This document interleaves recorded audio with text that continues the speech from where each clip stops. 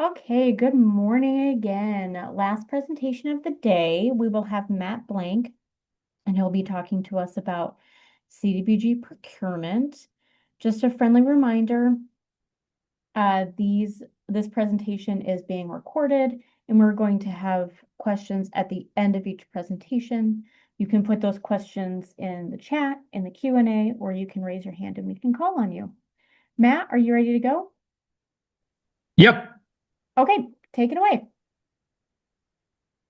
Good morning. My name is Matt Blank, and I am a program specialist with the MSEP and CDBG programs. And I will be presenting on the procurement portion of the CDBG grant admin training. Next slide. So, an overall agenda for the procurement section is we will go through the procurement overview, which will include general requirements, Section 3, and disadvantaged minority and women owned business enterprises, also known as DBMEB, and Build America, Buy America, also known as BABA. And then we will go through the types of procurement, followed by contracting, the documentation that is needed, and the ongoing review once a contract is in place with your contractors for grant admin, engineering, or construction. And then we will show the procurement toolkit. And then at the end, like with the other presentations, we will have time for questions. Next slide.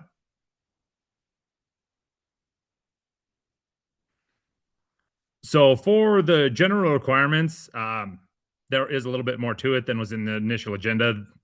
First will be the commerce review process, and then we will discuss the Section 3 and DBMEB, and then we will discuss how to make sure there is full and open competition with any bidding processes for any services that are being procured.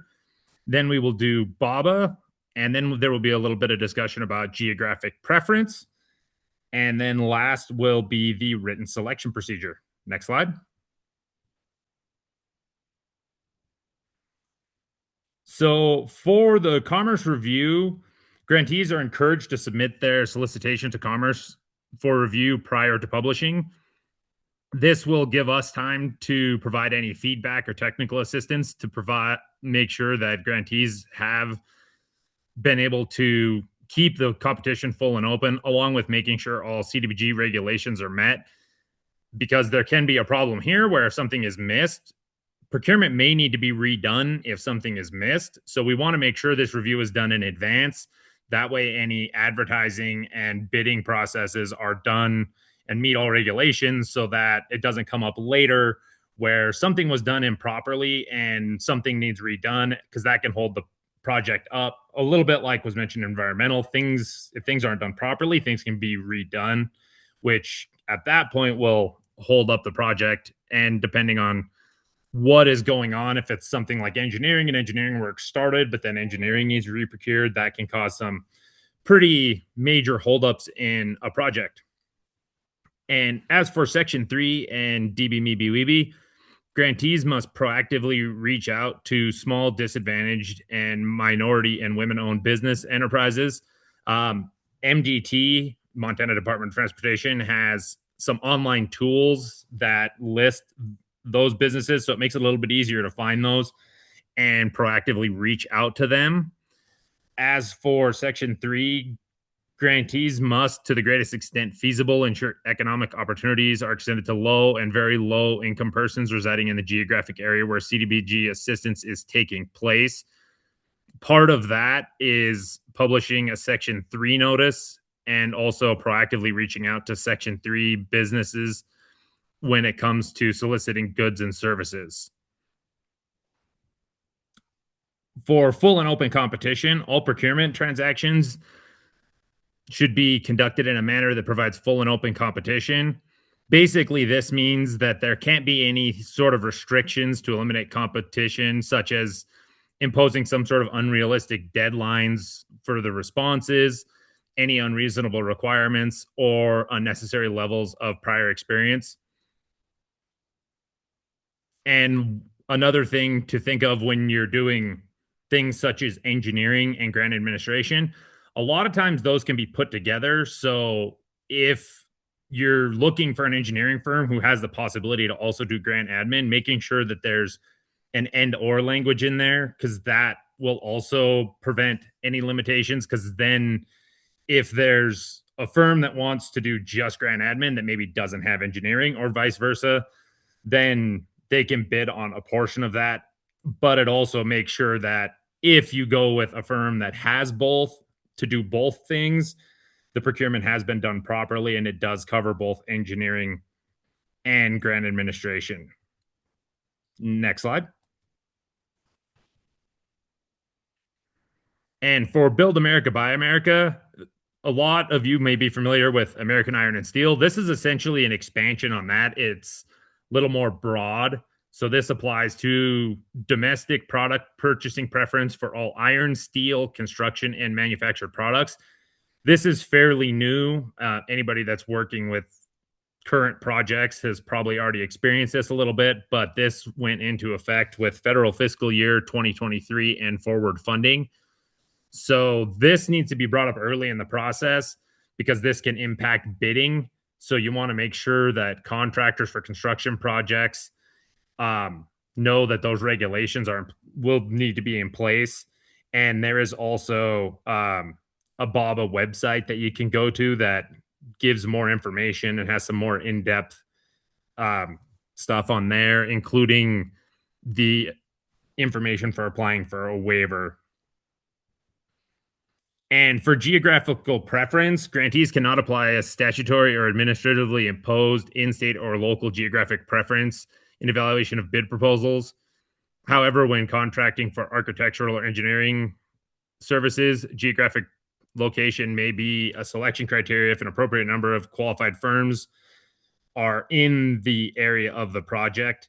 So essentially, if you have only one firm or two maybe in an area, you wouldn't want to restrict that. But if there's 10 or 12 in an area, it's a little bit more reasonable to be able to do that for that. As for the written selection procedure, the grantee should have a written selection procedure that incorporate clear and accurate description of the technical requirements for the material, product, or service being procured. And that description should not feature anything that restricts competition, tying back into keeping the competition full and open. And for example, it shouldn't include qualitative nature of material or products or services that should be procured, and describe minimal essential characteristics and standards to which it must be conformed. The written selection procedure should also identify our requirements that the bidders must fulfill and all other factors being used in the evaluation of the bids. That way, anybody that bids knows what they need to shoot for, so that they're not, if it's vague, then they may have one firm that gets a little bit of an edge just because they're able to go a little bit deeper compared to one that might just go with the bare minimum because that was all that was in the solicitation for bids. Next slide.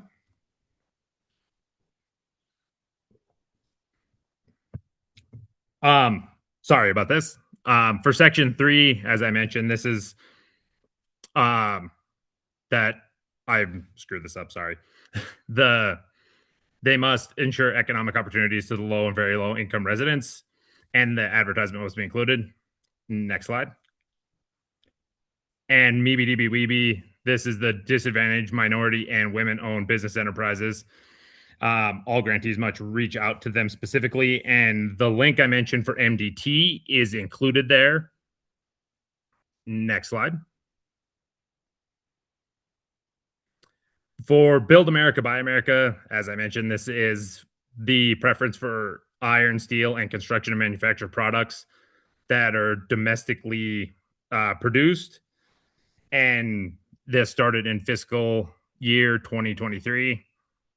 And as I mentioned, if you have any specific questions or you want to apply for the waiver that can be possible, that is not very common necessarily, but there are situations where something may be not produced in America at all, or there can also be circumstances where it can cause undue restrictions on the actual process. If you can get it from America, but say there's a backlog on getting whatever item, and you wouldn't be able to get it for a year. Whereas if you can get it from somewhere else in 2 months, that isn't going to hold up construction. So those are some of the situations where a waiver can come into play. Next slide. And now for the procurement types, we have micro purchase, small purchase, sealed bid, and limited solicitation. And then there is a specific procurement method for professional services. There's also non-competitive and sole source. And then lastly is the alternative delivery method for procurement. Next slide. So for micro purchase, this is almost never going to be used because it is for any supplies or services no greater than $10,000. So with the scale of the majority of our projects, especially with our the public facilities projects where it's water and wastewater systems, not even a component is very often going to be under $10,000. I have personally never seen this used, so there may be circumstances where there might be some small component that could fit into this, but this is rarely used. But if there is a circumstance where it could be used, it may be awarded without soliciting competitive price or rate quotes if the grantee considers the price reasonable. Next slide.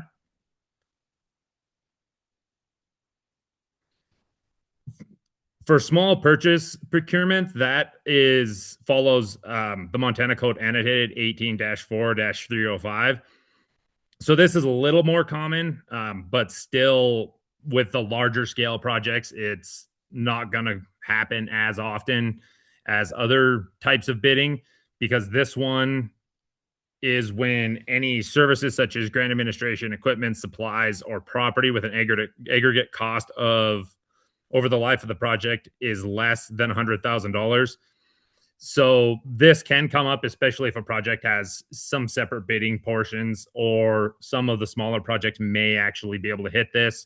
And grantees must obtain written or oral quotes from at least 2 qualified sources for small purchase. Next slide. So for the most common, especially as I mentioned with water and wastewater projects that are larger, there will be the sealed bid / limited solicitation. And this one also goes back to the MCA 7-5-4302. And it's for procuring construction equipment or supplies over $100,000. And this requires a competitive sealed bid process. Those bids need to be publicly advertised. They must be kept confidential until bid opening. And the grantee must have their authority to use grant funds that was mentioned during environmental, which is the HUD form 7015.16 from Commerce before they execute a construction contract. It is actually ideal if that is done before bidding even begins. It's always best to have that environmental done before any construction bidding, because as was mentioned during the environmental section, going into any sort of construction contract is a choice limiting action. And if you do start the bidding before environmental is fully complete and something holds that up, a lot of times with bid awards, there's time frames that need to be met. So it's ideal to have the environmental fully completed before any bidding. But as long as the construction contract isn't entered, that would also be okay. And next slide. So the procurement method for professional services, this also ties back to the Montana Code annotated 18-8-2-204. And this says that Montana law defines professional services as architectural, engineer, and land surveying services only. So this essentially puts them in their own category. And no matter the contract amount or request for proposals or request for qualifications, RFP or RFQ must be publicly advertised in accordance with Montana law. And that process is a little bit different with those. I know, because going back to mentioning getting them done in advance, a lot of engineering and grant administration is done longer term. We see that quite a bit with our projects where one of our grantees will get a grant administrator or engineer on for a 5-year window. So one thing you want to do is make sure if you're new and don't have a project started yet, is when you're going for those engineering and grant administration advertisements to make sure to include all the CDBG requirements anyway, if there's even any thought of CDBG, because a problem can come up where if procurement's done today and then CDBG isn't applied for until this fall or next fall, and then the contract for CDBG with Commerce wants us to pay for those engineering or grant administration fees on there, and that procurement wasn't done following CDBG regulations, that can hold things up. And that's another situation where something could need to be redone. So if there's any chance that CDBG could be applied for, it's best to do that during this process. Next slide.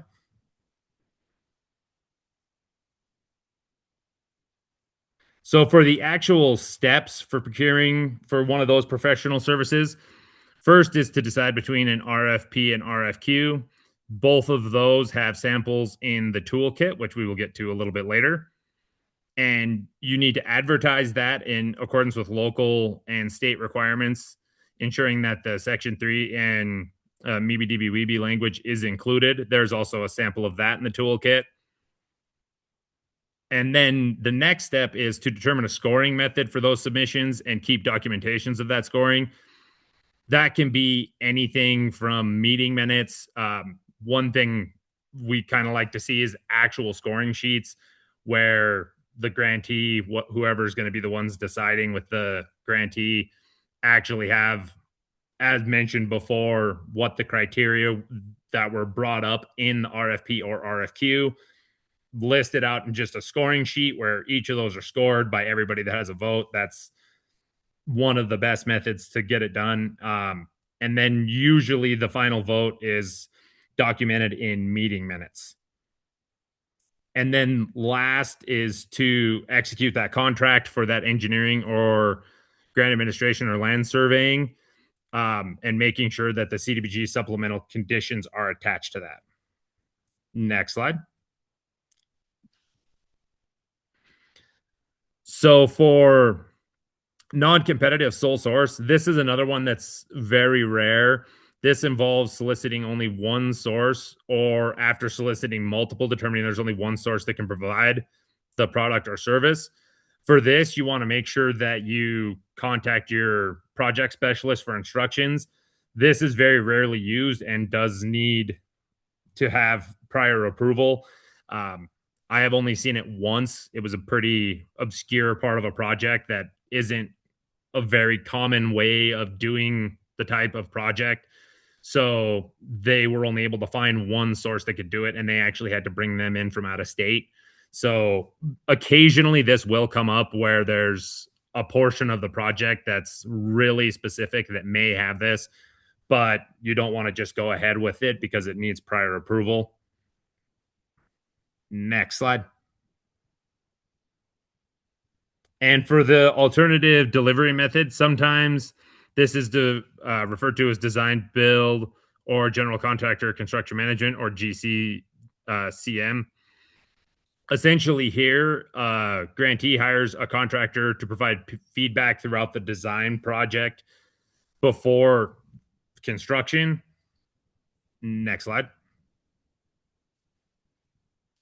So then they consult alongside. So then once design is complete, the contractor and project owner negotiate the price for the construction contract. If all parties agree on the price, this second contract phase begins. And this is another one you want to make sure you contact your project specialist prior to doing this. This is fairly new and we haven't used it a lot. So we want to make sure that everything meet CDBG regulations if using this alternative delivery method. Next slide. Now, for entering into a contract with your engineer, grant administration, or construction, you want to demonstrate to Commerce that all of the CDBG requirements were met. And when completing that contract, make sure that all of the CDBG supplemental conditions are included. And CDBG cannot reimburse for any sort of cost plus percentage, also known as multipliers. So if there's something such as a subconsultant invoice where it's marked up, say 10, 5, 10%. Those are usually what we see. We cannot pay those. They can remain on the invoice, but they would need to be paid by another funder. But those cannot be included on there. And as for completing extensions, because as I mentioned, a lot of times with engineering and grant administration, we see longer term deals in place where procurement's completed and it's for like to be on call for 5 years is pretty common. If an extension needs to be done, we need to make sure that all CDBG requirements were met on that initial procurement before any extension is done. Otherwise, this ties back into not being able to pay for the service. So even if it was done 6 or 7 years ago because you had 5 years, extended it, and then CDBG is applied for 2 years into the next one, then at that point, we would still need those CDBG requirements to be met. Next slide.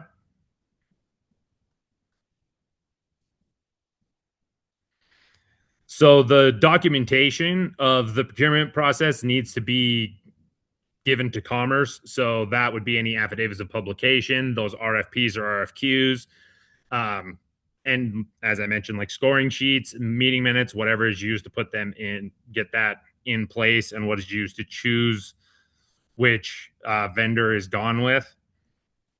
And then the last thing is to make sure that there is an established and maintained procedure to monitor contractor performance. This ensures that the scope of services is being met along with the timetable and any other conditions that are specified in the contract. This essentially means that work will get done at the quality that is needed and in the time frame that it was meant to and within the cost of the contract. Next slide.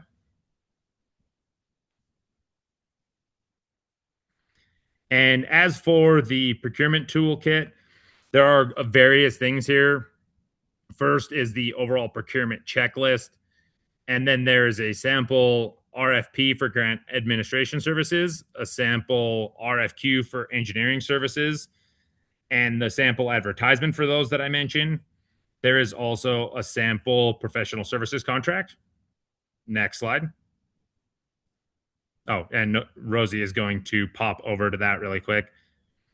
And then there's also the supplemental conditions for any contract for architectural, engineering, grant administration contracts, and the supplemental conditions that are for a construction contract. And then there's also a checklist for construction bid documents. This is similar to the above checklist, but this one specifies for construction bids. And then next is the Build America, Buy America certification. And lastly, the section 00900 that includes the Build America, Buy America language. Next slide. And did anyone have any questions?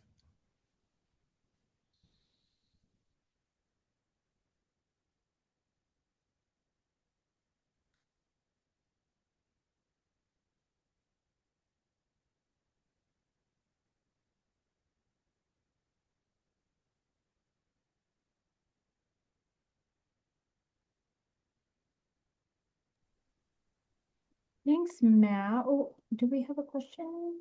We do. Maureen, go ahead. Thank you. Matt, let's say that we wanted to send our procurement advertising into Commerce. Do we send it to you or to our program or our specialist individual person? You would send it to your project specialist. Thank So you. if you already have a project that's ongoing to where you've been assigned one, you would send it to them. Okay. And sometimes if you're far enough ahead on that, because as I mentioned, some engineering and grant administration is done in advance. Sometimes that'll be included in the application, so we can pull that out. So that can be given to us well before a project's even awarded in some cases. But yeah, you want to with basically everything, you want to go with whoever your project specialist that you're assigned. Okay. Great. Thank you. And I have one more question. Is that okay? Absolutely. Okay, so my question is back a ways on advertising on the EA or the environmental stuff. You mentioned that posting was acceptable, which um, is great for me because of the expense of publication. But then I got to wondering how we documented the posting, Hmm. and I decided, well, I could take pictures of each one. Yep, And I thought maybe I should just ask what the proper answer was. you got it. Yeah. Okay. So, um, what would be great is if you included, yeah, photos of where you documented the NORIF, the Notice of Intent to Request Release of Funds. Yep. Um, so yeah, including a picture of that. And if you, in addition to those pictures, if you want to provide a narrative of, this is the community board at the library, this is at our city hall, um, just so we can see where it was posted. Yep. So, those are general gathering places of where the community can get any information that they need. Great. That's very helpful that that's allowed because that saves us really significant hundreds. So thank you. Of course. And I saw someone else with their hand up. Okay, Jim Jarvis, go ahead.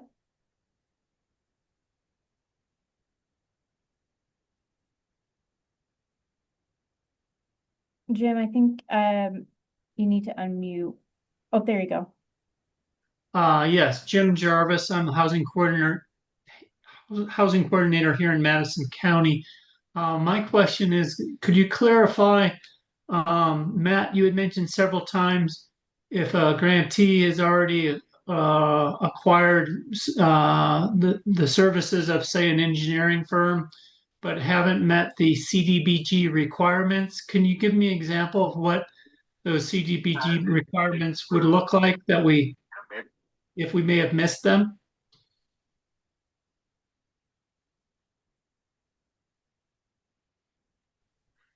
I know typically when we have something that was procured in advance, the stuff that's missed is the Section 3 and MeWe Weeby outreach and having the Section 3 language included in the advertisement. That's typically what we see. But that all depends on the situation. Because if there's no CDBG in a project, then for MSEP, those two don't need to be included. So if it's just basically done following Montana Code annotated, but leaves out those couple of things that are required for CDBG. But then there is also sometimes local requirements can be more restrictive than state or federal. So sometimes people actually follow even more restrictive ones. If you do have one that's already been completed, it can also, I would assume Rosie would probably be the one to review that since there isn't a specific project assigned. But I know sometimes people will reach out early when they know they may have missed something to see what could be missing and what may or may not need to be redone with something like procurement. Because that's typically the only thing with CDBG you can kind of be ahead on because unless because there's really no way to guarantee you're getting an award, so nothing else can really be gone ahead with. Um, but that we could take a look at that in advance just to make sure that you're in a good spot with that. Thank you. Yeah, and Jim, I think that's a really great question. I would second Matt's thoughts.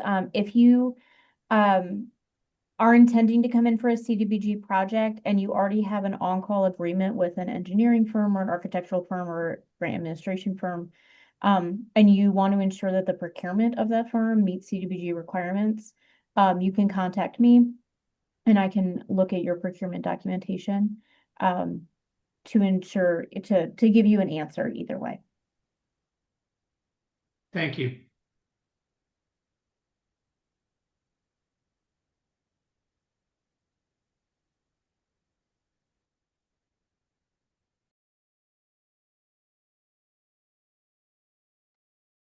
Sorry, I realized I muted myself.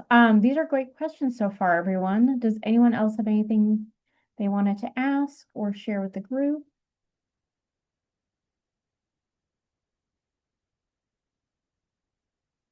Yeah, Emily. Oh, I need to unmute you. Emily, go ahead.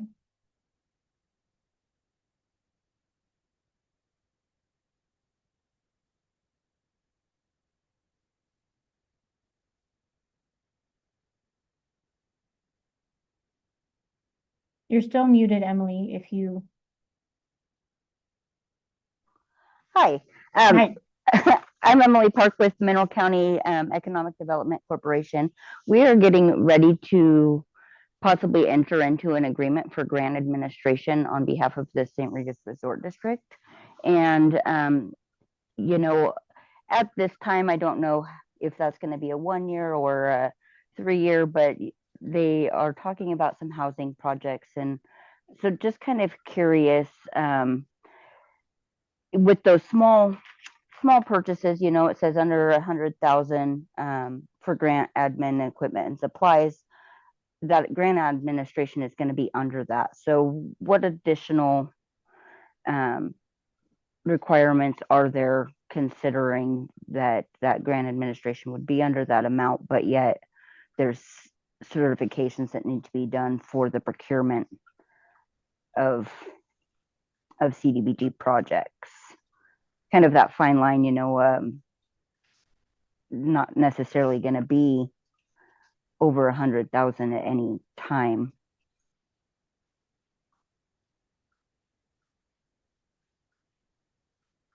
So would we follow the small purchase, or would we have to do a full procurement and put that out for advertisement and all of those things? Matt, do you want to take that question? Yeah, I can take a crack at it. I know sometimes when there's something that's going to be kind of borderline on that 100,000, it can be a little bit tough because you don't necessarily know until you're out for bid. It's probably safer if it's going to be really close that you would want to do a full procurement just in case. Because if you try to procure small purchase and get everything comes in high, but since that process is simple enough where you can reach out directly for solicitation, you can reach out, and if the first few bids you get are pushing over 100, then you would at that point need to jump up to doing a full RFP or RFQ. I haven't really had a lot of experience with that because usually it's pretty clear one way or the other. It's either going to be well over or well under. But occasionally there'll be something like grant admin that'll fall right around like between 90 and 110, where at that point, usually then most grantees I've seen end up going for the full RFP, RFQ just to because then they get a little bit broader. Because if they go out to try to do small purchase and you get some that are over that 100,000 and there's some that are right at or under, it makes it a little bit of a gray area where you should be with your procurement. So they usually go with the full procurement. And occasionally those will still have one under 100,000 come in as the lowest bidder and best option. But yeah, that little bit of a gray area there can be a little bit tough. If Rosie has any more input on that, there might be a little bit more to it. Yeah, no, Matt, I think you answered it well. I think that is a really fine line. Emily, I think as you get closer to that project and working through that procurement, I would just encourage you to reach out and contact us if you have a better idea of how much exactly that contract would be. And then we can help walk you through that procurement regulation. I also want to bring up the point that Matt brought up earlier which I think is really important, is that making sure that your local procurement is followed, and sometimes that can be more stringent than federal regulation. And so making sure that, you know, your local procurement is being followed is critical. I saw that Chandler had her hand up, and I just wanted to invite her. Or Chandler, where'd you go?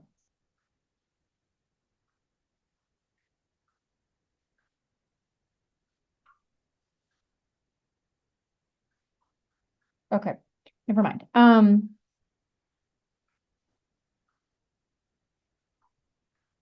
Okay, does anyone else have any other questions?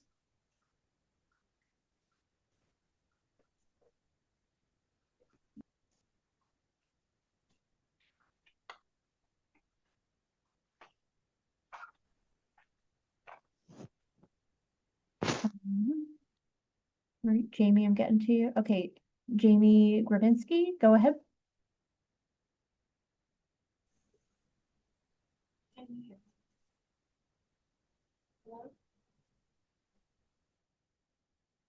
Jamie?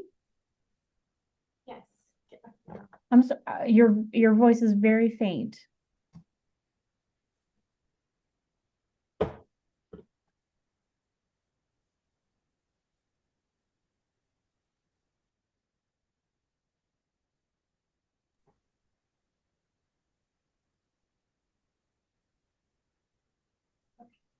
I just want to ask a question about the BB. I'm sorry, Jamie, I can't really hear you. Could you just would you mind putting your question into the chat or the Q&A feature?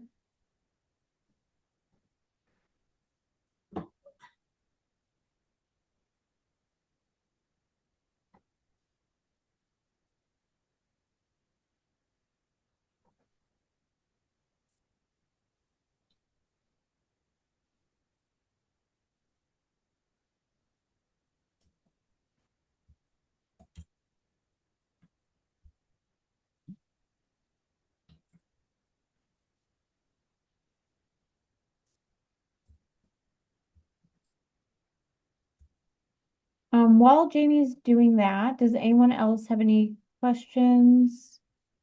Oh, there's Does DB Maybe Weeby apply to architectural and engineering RFQs also? Yes, yes, it does. So in our toolkit, we do, I'm gonna answer that live. In our toolkit, we do have a sample that you can use, and it does include DB, Maybe, Weeby, and Section 3 language in that. So yes, it does.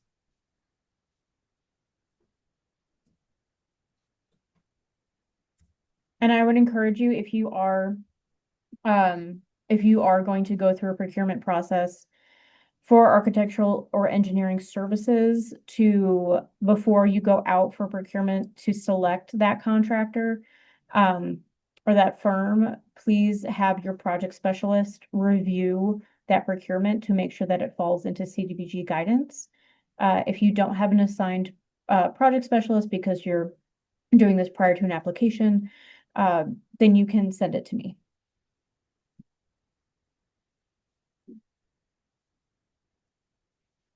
Yeah, go ahead, Jim.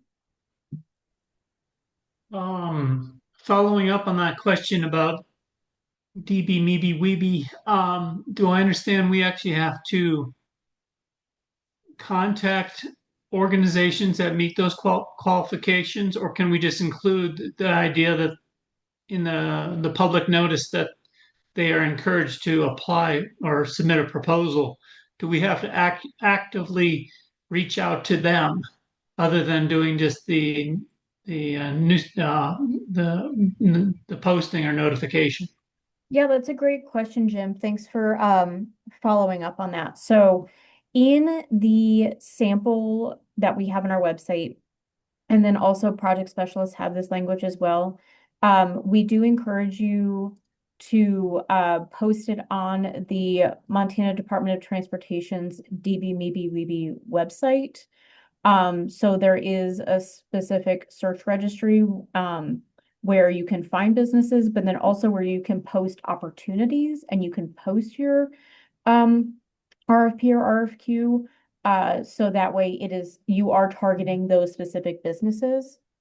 So, I think Stephanie put it in the chat, but that is how you would do that specific solicitation. Thank you. Yep.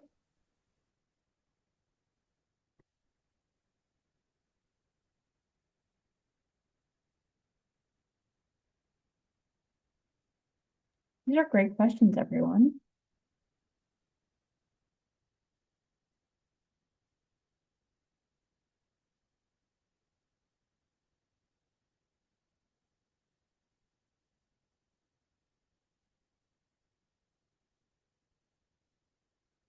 Okay.